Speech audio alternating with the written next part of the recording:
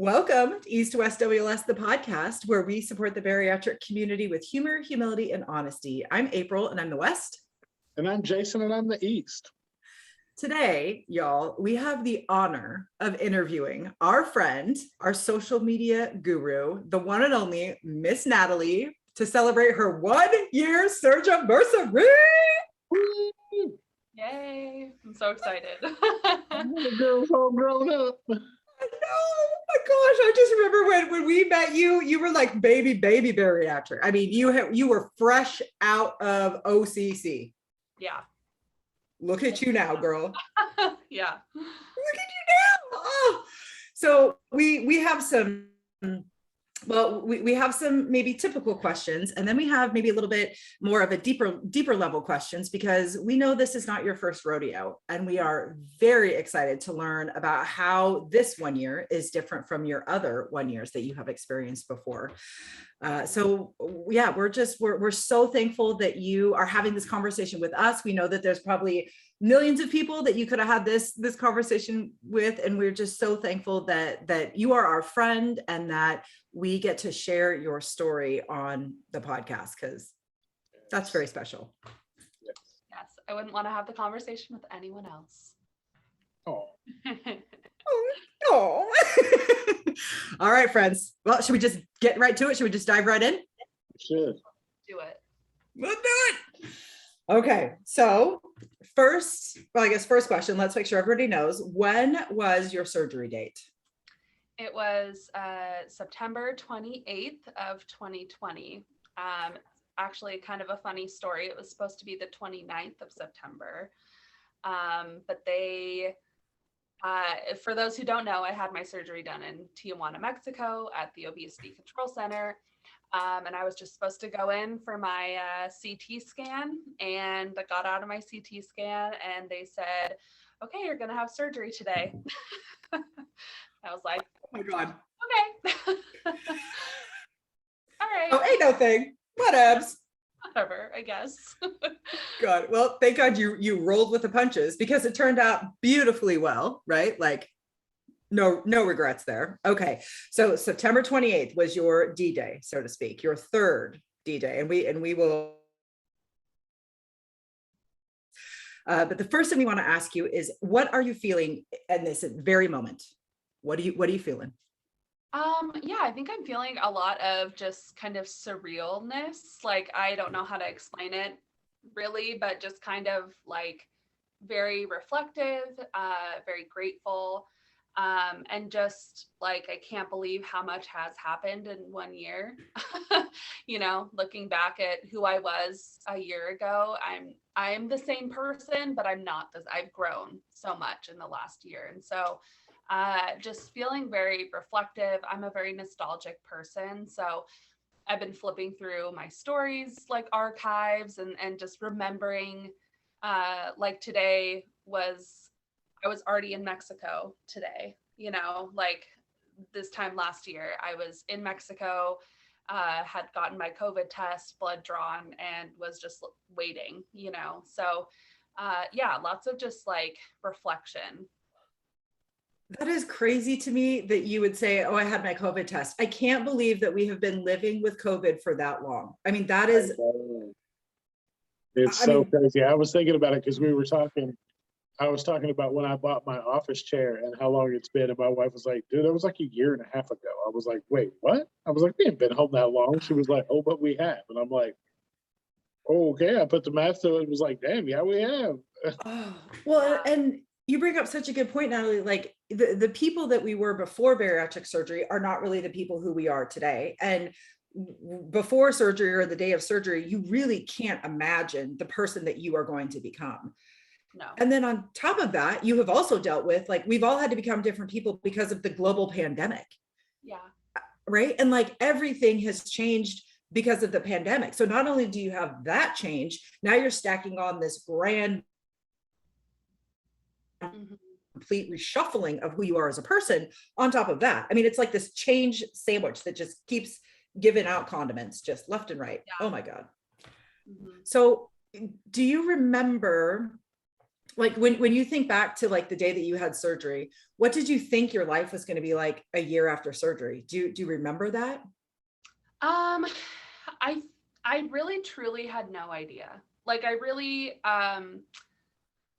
because my experiences in the past were so, I mean, I was very young. I was 15 through 18 at the time. Uh, and then to be an Mhm. adult to go through this now, I really just didn't have a clue. I was unemployed at the time.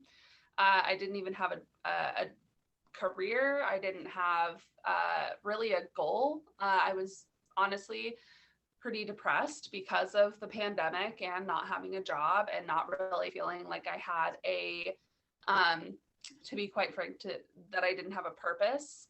I'm very career oriented. I like to have like a reason to get up every day and to, thankfully, I kind of focused that energy into Instagram. But I mean, I didn't have like a real idea of anything that would come from it. I just knew I was doing this to be healthy.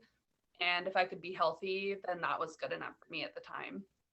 Well, and if you think about it, like we struggle so much with stalls in the surgery game part.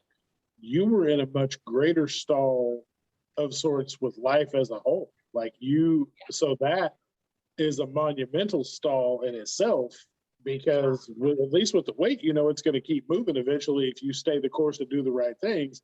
With the rest of that stall, you had no idea what things were coming because you had no prospects even really to think about.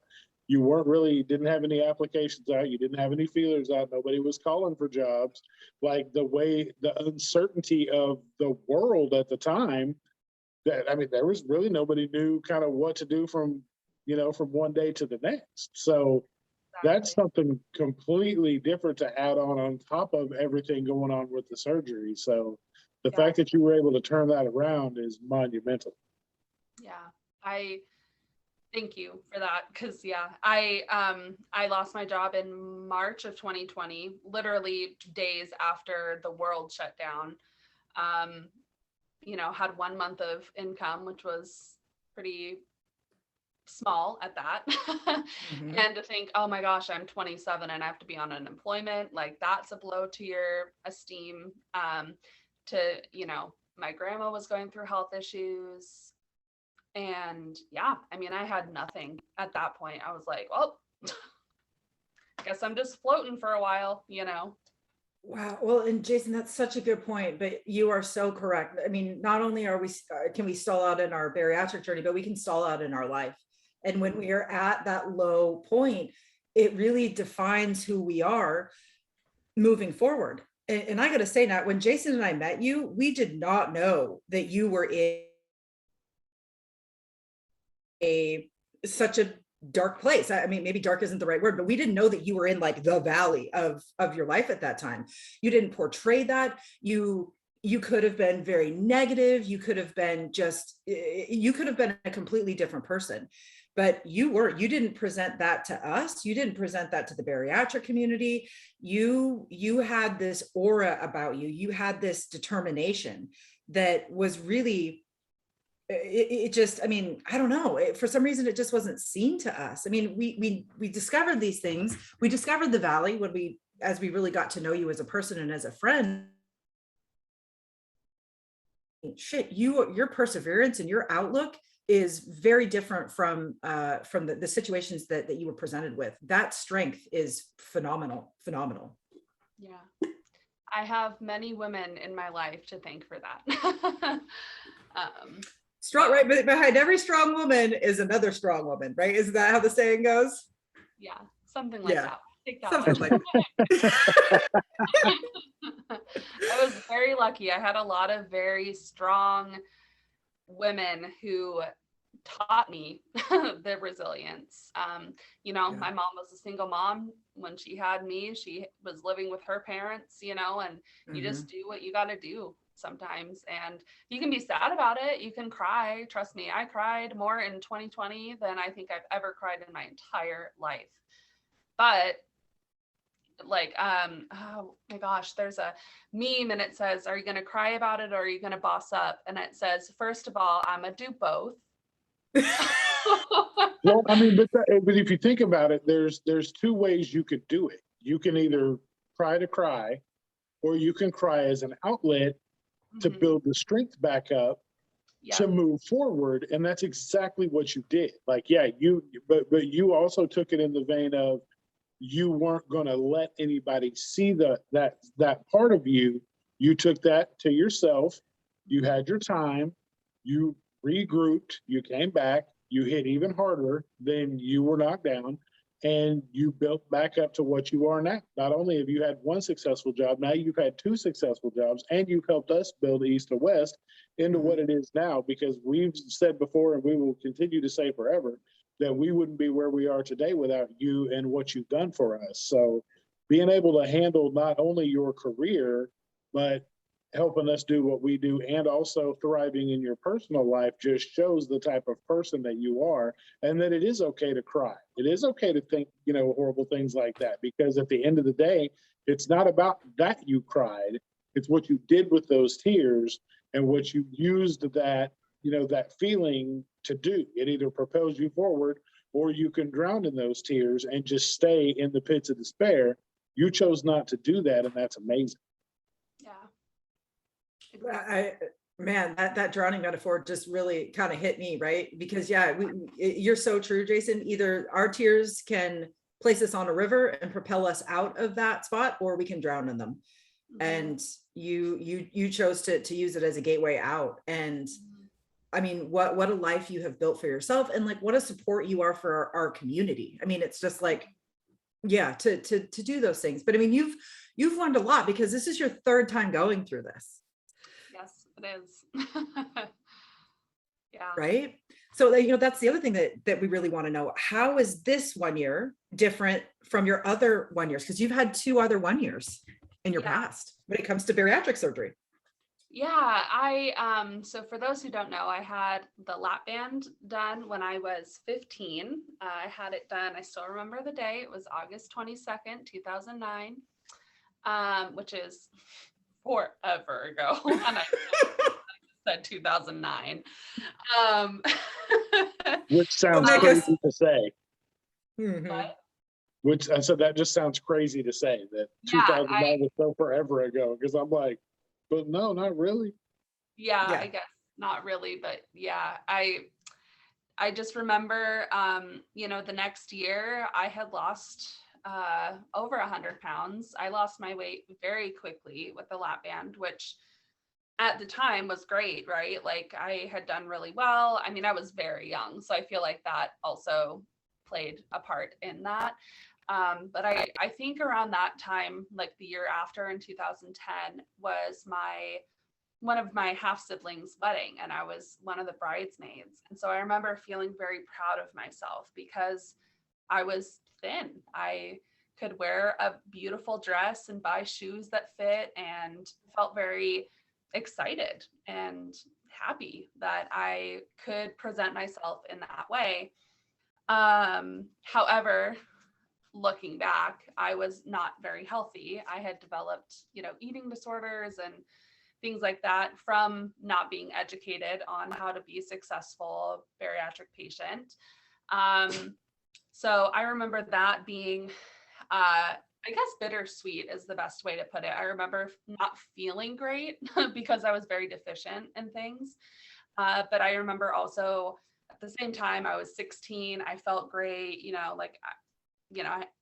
I just felt awesome. Like I felt very confident in myself, and like I was finally presenting myself in a way that felt like myself. As far as the plication goes, I had to have the lap band taken out later that year. So I was 17, had to have it taken out because of complications. For those who don't know, a very common complication is that the band will slip and start to erode at your stomach. And I became septic, and they had to take out my lap band. Worst day of my life was when I had to have that taken out. I remember just being like, no, put it back in when I'm healed. I remember like yelling at the surgeon to not take it out. Oh my God. So that was traumatic. So the next year after that, I remember telling my mom, like, hey, I'm gaining weight. Like, I don't want to gain weight anymore. Like, I'm happy where I am. I'd gained enough weight to be like healthy at that point. Like, I was like, oh, okay. I gained probably 40 pounds and I was like, this is comfortable. Like, I want to stay here forever.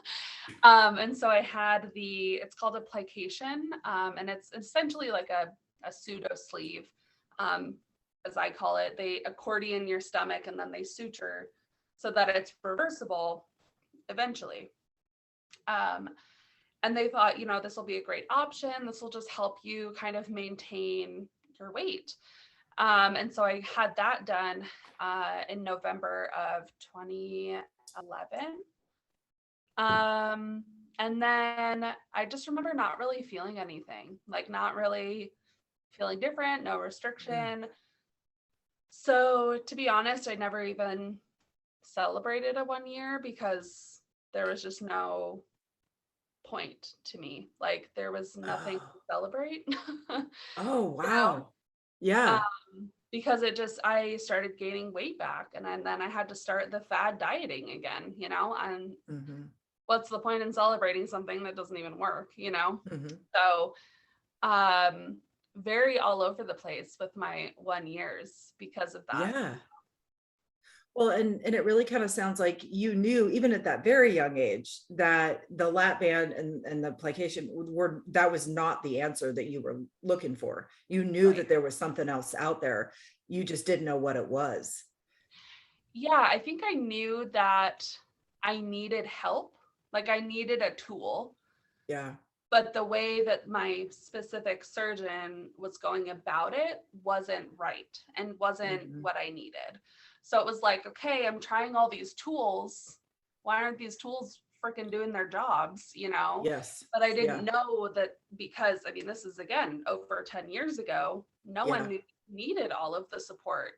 No one knew that you needed to get labs done and check in with your doctor and surgeon and have a nutritionist and go to support groups. And like, no one knew that we needed all of that. So it was kind of like, okay, I have this thing. Yeah. What? Yes. Hello? Like, why is it working? Like, is this thing on? And so, it just kind of felt like, okay, well, maybe and then, years later, I got into thinking, well, maybe I just need gastric bypass because obviously, like, these two things aren't working. So I need to go to the extreme, like the pinnacle extreme. Yeah. And thankfully, it was hard at the time, but I got denied twice by my insurance. And in a way, I'm kind of grateful for that, even though it's really sucked at the time. But oh God. Well, all three of us talk to people every day in our community that are fighting the insurance battle, and it's brutal. It's brutal because you're so hopeful, that this will help you. Yeah. Oh yeah. To continue to get denied for stupid reasons is just, you want to bang your head against the wall. Yeah. So, are you to the place now where you believe that you can live at your weight for the rest of your life? Have you kind of arrived to this place where you believe in the evidence that you've been shown? Because you've had tremendous success with your sleeve. Yeah, I feel like I am almost there. I feel like I'm not quite there yet. I am sitting at about 260, which is like about 140 down from my highest weight. But I would like to see myself in the 220s. I feel like, maybe down to like the 210s.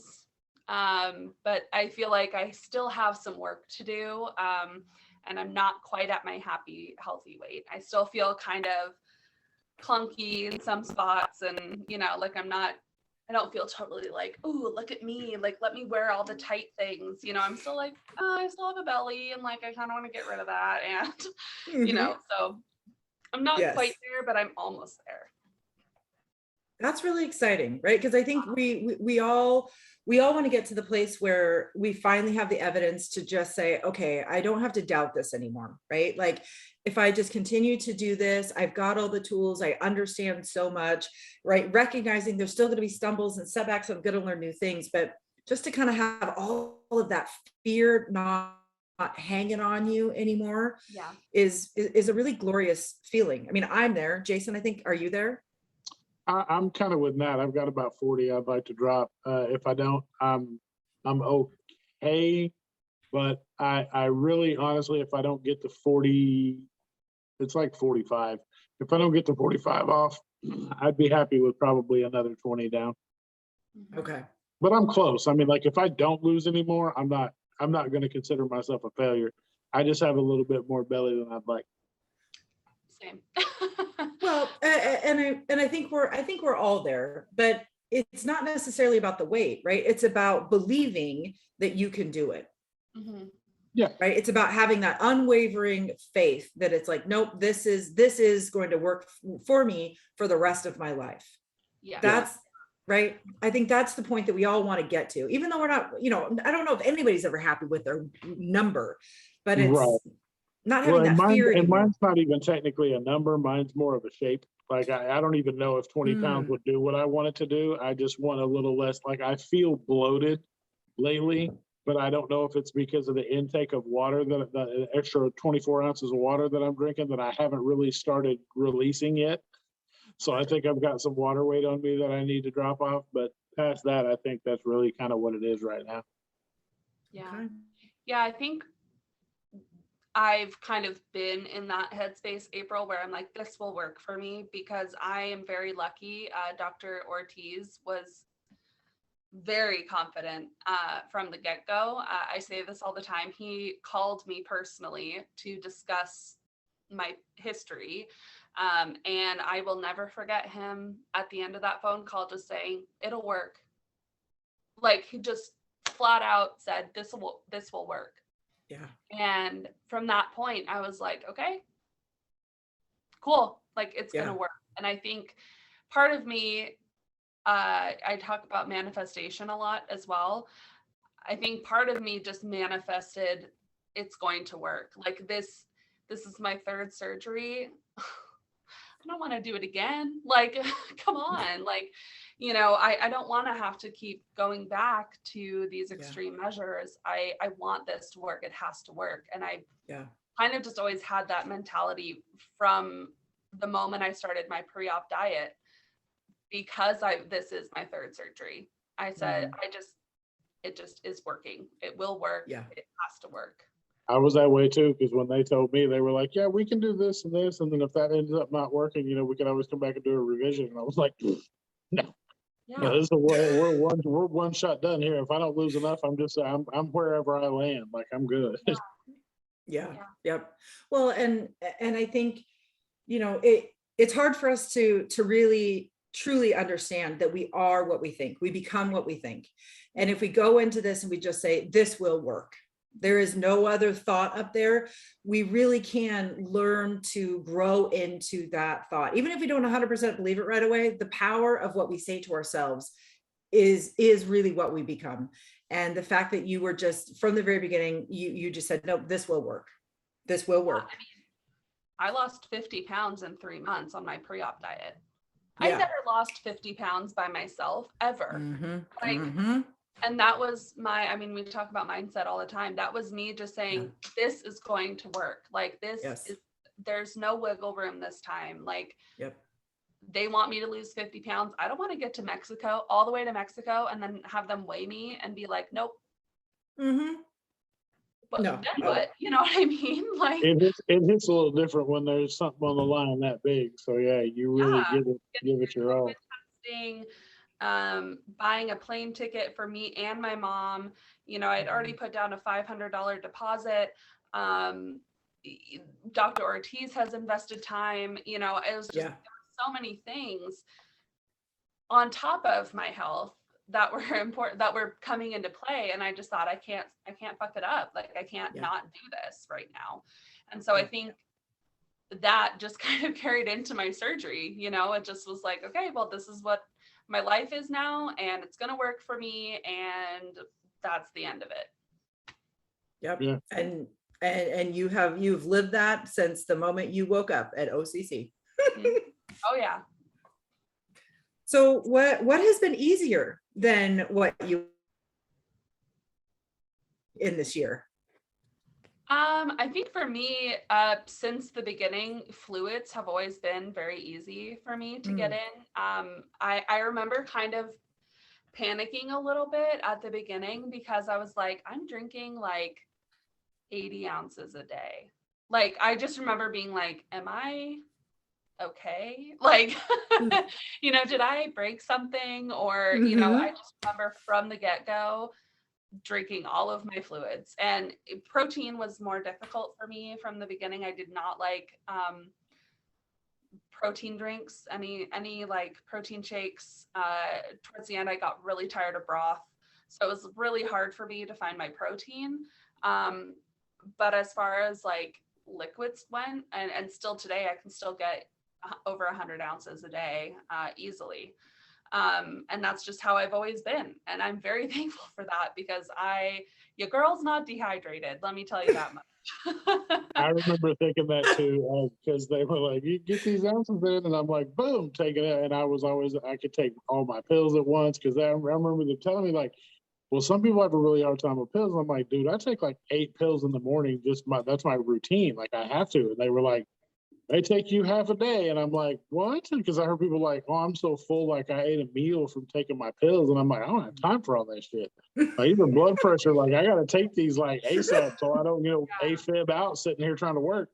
But yeah, I remember the first time I was taking like one at a time, like little bitty. And I'm like, oh, I can do this. And so the next day I was like, bam, slammed them all. It was just like, so I thought the same thing. I was like, I don't know if this is supposed to be like this, but I'm not going to say anything for a while. So I'm going to see what happens. For me, the first 2 days or the first, like, I would say 36 hours was really difficult. I had a lot of inflammation around like the top of my stomach. So fluids were very difficult. And then, I went in the next day for like my little checkup or whatever. And they're like, how are you doing? And I was like, well, I'm actually like, I am struggling, like I take a sip and it just sits there, and then I have to get up. I have to like shoot up and walk around for it to go down. And they gave me like some kind of shot, anti-inflammatory shot. And literally by the end of the day, I was getting in my water, and I was like, was that like a magic shot that I just got like from Mexico, but it helped. And then, they called my room the next day. They said, how are your fluids? And I'm like, they're just going down. So, and they're like, great, cool, keep doing it, keep it up. So yeah, fluids for me, I'm very fortunate, and I'm very happy that I can get my water down, get my fluids down. I come from a water drinking family, so that I don't have any issues with that. So the flip side to that question is, what has been more difficult than what you expected? A couple things. I would say the number one is my medications, my mental, like anxiety, depression, ADD meds. I'm still battling with trying to figure out the right dosages, and people don't talk about that. I'm really struggling to take medications. They upset my stomach, but I need them. So I'm trying to balance. It's all so scientific, they're like, try taking this one at this time and then this one at this time. And it's just been, that part for me has been very overwhelming. So my mood has been very up and down this year, because we're just like shifting so many things. And yeah, that was something I just didn't even think about until I was on the other side. Tried to take a medication and was like, felt blasted mentally. It was very odd. So that's really the main one for me, because I'm still dealing with it. Like a year later, I'm still struggling to find something that works. Well, but I mean, as your body changes, your chemistry changes, you know, your weight impacts what medications do. So, you know, you're almost never stable in these first couple of years after surgery. So it would kind of make sense that, yeah, like your medications are not going to be stable, but when you depend on them for your functionality, that's infuriating, I would imagine. Yeah, I mean, especially anxiety and depression medications. I mean, ADD, I've managed before. I've gone 20 years without Mhm. anything. So it's like I know how to manage that, but like anxiety and depression have a mind of their own. Mhm. Um, and my both of those medications upset my stomach. Like I get nauseous and dizzy to the point of like not functioning Mm. literally 20 minutes after I take them. Oh Um, my God. and so now we're trying this new thing where I take them at night. And I'm like, yeah, but then what if I like get anxious during the day? Am I just going to have to sit and be nauseous and dizzy? You know, it's like, that's not fair Oh. because my anxiety medication is as needed, but I do take it regularly. But Mhm. yeah, I'm like, what if I have a panic attack? And then, so I come down from this panic attack and then I am nauseous. Like that sucks. And I actually had a really bad panic attack. Some of you that follow me probably remember, but I had a panic attack about eating an egg. And I talk about this a lot. I was starting my soft foods and I thought, oh, today's the day I get to eat my egg.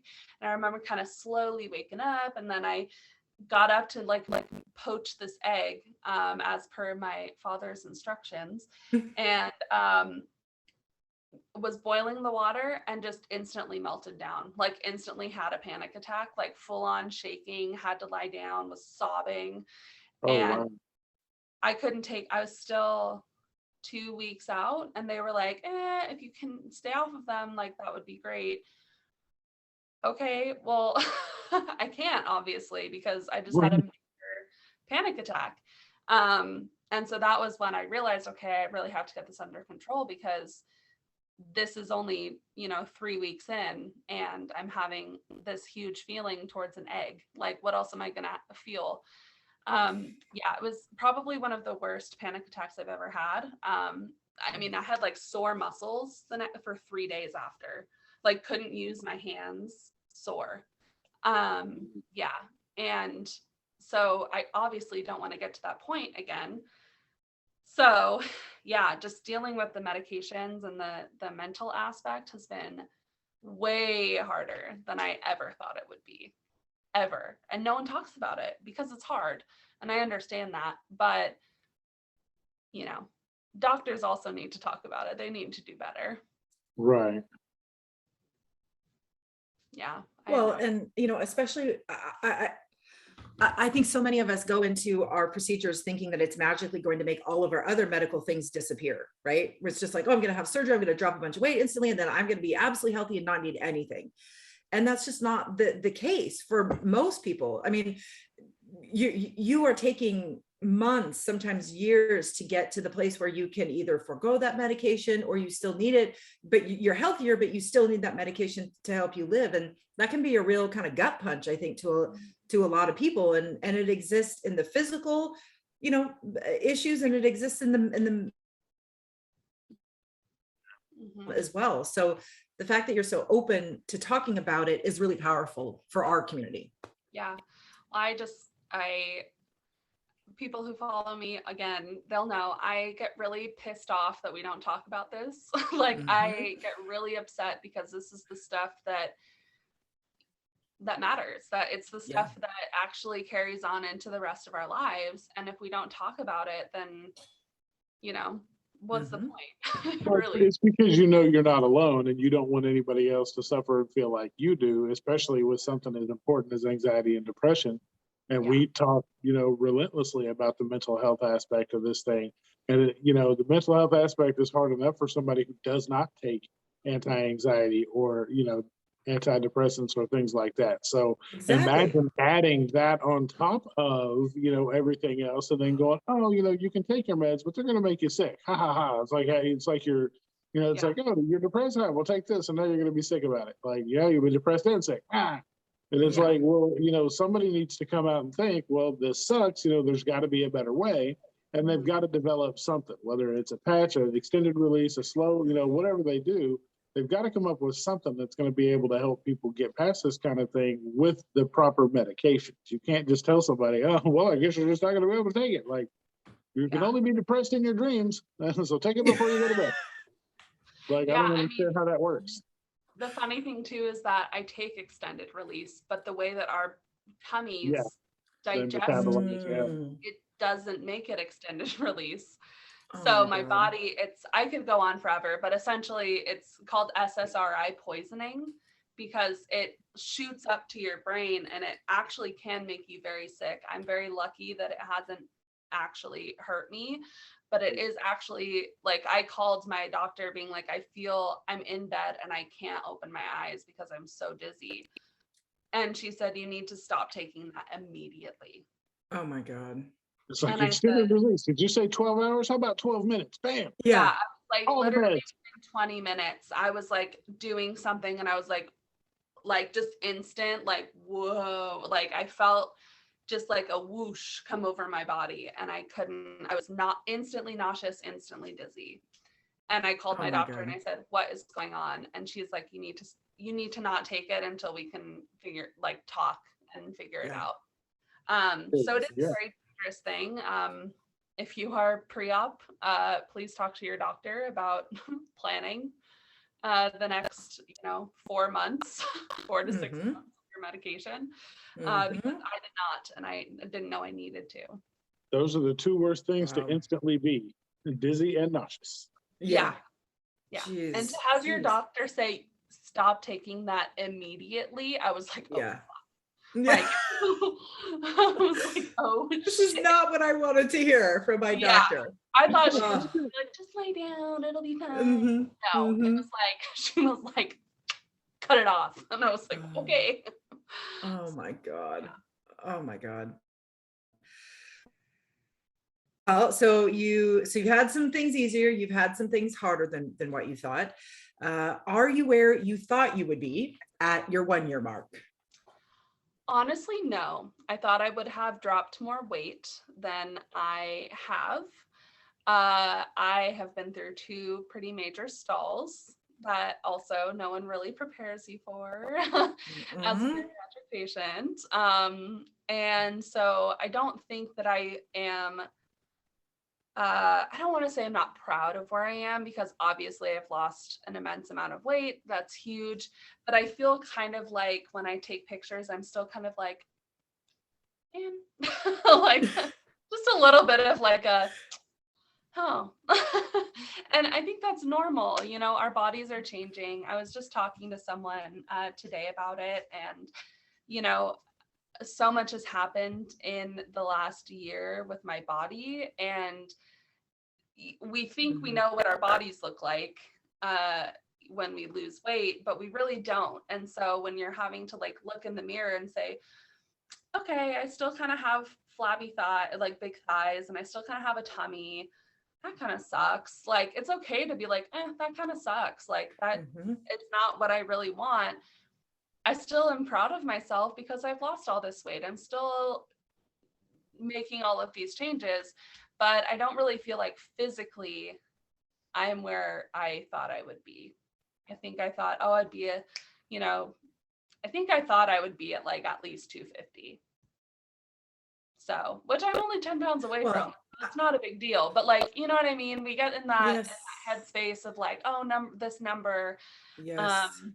So yeah. Yes. Well, and I don't think there's a single bariatric patient out there that would answer any different from what you just said. We have these grand ideas, we look at people, in the social media world, and we want to base our progress off of them. And it is just absolutely not realistic, because as you said, you get into your journey and you realize this is way harder than what I thought it would be. This is not what I thought it would be at all. I wasn't anticipating all these things that came my way. So there's the plan, and then there's what happens. And it's how we confront the what happens that makes the difference. One of us posted it, but it's one of my favorite things. We can be progress and perfection at the same time. Yeah. We can acknowledge that I am so happy with where I'm at and I still have work to do. Those two things are not mutually exclusive. And I feel like you just really eloquently demonstrated how we can live in that space. We can be proud and we can be looking towards making more gains in the future. Yeah. Yeah. I think I thought I would be more rigid in my workout routine, but it's honestly been more fun for me to experiment and figure out new things than just be like rigid in what I'm doing all the time. Like, April's gotten to experience me kayaking a couple times this summer. Yes. And, hey, that was really cool. Maybe I'd like to, rent kayaks more often and like go do this more often. So it's just been different, different than what I thought it would be, all around in every aspect. Well, and we tell people that a lot too, though. Movement can look a lot of different ways. Kayaking was movement for you that day. Today, my movement was mowing the yard. Like I mowed the whole thing, did all the steps and all the things it took it to do that. So, I mean, that's the beauty of this journey is it doesn't have to be so rigid. It can be fluid because as long as you're doing above and beyond what you would do on a normal day, that's your movement. Like it can look a ton of different ways because a lot of people get tired of doing the same thing over and over again and having the same set routine. That works great for some people, but for some people they need the variety. And so the fact that you were able to kind of turn it into that really shows that you're doing a lot more of the work than you thought. Yeah. Well, and some people are very much drawn to movement. Other people are not. And what's so important about movement is that we have to understand it's not necessarily related to our weight, right? We have that, we say it all the time at East to West, right? Fitness happens at the gym, weight loss happens in the kitchen. And sometimes you don't have the capacity to focus on both of those things at the same time, right? If we want to find a happy, healthy weight, it's all about what we consume. If we want to live a long life that's fulfilling and one that we can actually, move in, then movement is something that we need to do. And if we don't have the capacity to do both, we don't, and we can't beat ourselves up over that. But I love your approach of, this is fun. I get to experiment. I get to really do things that I'm drawn to do. It makes movement fun. Whereas before surgery, we might have treated movement as a punishment instead of a celebration of what our bodies can do. So. Right. And I will say I'm more consistent in like taking my dog Hooper for a walk, Oh yes. Jason, no, 4:30, 5 o'clock is Hooper time. Like I gotta go outside. I gotta go for at least half an hour, and I guess I've been rigid in that sense, but it's also just fun for me. I'm enjoying like walking around my neighborhood. I live in a very beautiful part of Seattle where we have very old houses and old gardens. And so it's been fun for me to kind of reignite my love for like being outside, just walking. That's something my grandma loved to do also. We would go on walks a lot. So it's nice to have those moments of clarity, like I said, either not listening to anything or throwing a podcast on or, something just to unwind and get that movement in, but in a way that I enjoy and is fluid, as you said, Jason. Oh, friend. All right. We got one more question for you before we wrap up this amazing conversation. What are your intentions or what are your goals? What's your plan for your second year? Yeah, I think, one of my main goals is to become more active. I would like to, by next summer, start hiking for real. Oh, I've been slowly gathering little bits and pieces. I have some like hiking poles and I have a little hiking backpack. And so I think my goal is one of my stepsisters, she told me that she's a very avid hiker. She's a boss. I love her so much. She hikes all the time, and she says during the winter when it's hard to get outside, she goes on the stair climber to train. And she does it in her hiking boots so that her feet keep their kind of form, I guess. So smart. Yeah, so I have hiking boots on my birthday and Christmas wish list. And then, yeah, that's my main goal, is to use the winter months to train so that I can build up some endurance and start hiking, because Washington is beautiful and I've lived here for so many years and I feel like I just don't even know what views lie in store. I've never seen it from that perspective. So that is my main goal. I guess my sub goal is to lose the last little bit that I would like to lose. And I guess just continue to do that by, working on what we talk about all the time, the mindset, movement, metabolic wellness, and just being consistent and continuing to learn. But yeah, those are my two, like, okay, we got to do this. Like we have to make this work. So that's hopefully by next July, I will be in the mountains and hiking with Hooper. I got to get him in shape too, because he needs to be my buddy when we're hiking. So. Well, I would love to join you on those hikes. And if we can convince Jason to take the very short flight from Florida to Seattle, he should be joining us as well. Just a hop, skip, mountain range, rivers. I will say that I see it in my future this summer to take at least one trip out there for you guys. Oh, y'all heard it here first. I'm gonna do everything I can to line it up to be able to come out there and hang out with you guys for some time. So we'll see. Oh, as it should be, as it should be. Well, now we know that when you put your mind to anything, it gets done. So we know that you will achieve these goals. We know how difficult it is. We are living the struggle with you, and we are here to root you on and support you in any way that we can.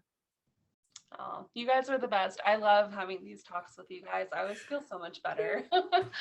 So we all do. We always leave them. We always leave them feeling uplifted and inspired. So now you are a very special guest today, and we always like to give our guests the floor at the end. Is there anything that you felt left unsaid, or is there any piece of advice or wisdom that you would like to pass on to somebody who's maybe thinking about having bariatric surgery, is where you're at, or is maybe further along?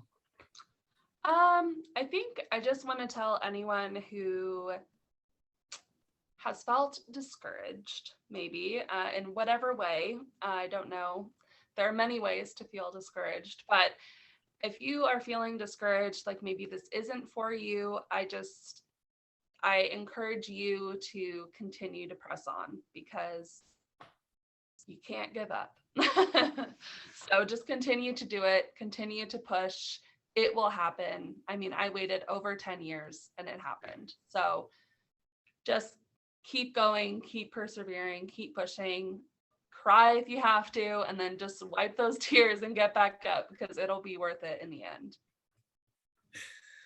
Friend, you are amazing. I just need to say that for the 18th millionth time.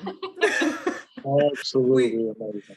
We love you. We love everything about you. We love your tenacity. We love your grit, and we love your commitment to this community. And we love that you are east to west. I mean, there's no other way to say it. You are making monumental impacts in this community, and we're honored to call you a friend. Absolutely. Same here. All right, Jason, my friend, you want to take us out? Yes, ma'am. Thank you again, Natalie, for joining us. It's always a pleasure when we get to see it from this side of things. It's a little less work, a little more fun. So we appreciate that, definitely. And just appreciate everybody for liking, sharing, subscribing, continuing to do what you do to support us, because it helps us support you. Please don't forget to leave us reviews on YouTube, on your favorite podcast player. You can also leave us voice messages on Anchor that we can actually incorporate into the episodes of the podcast, which is awesome. And we love getting those. And past that, just remember that you got this, we've got you, and we'll see you next time. Awesome. Thanks, guys. Congrats, Nat. Woohoo, 1 year. Yes, congrats.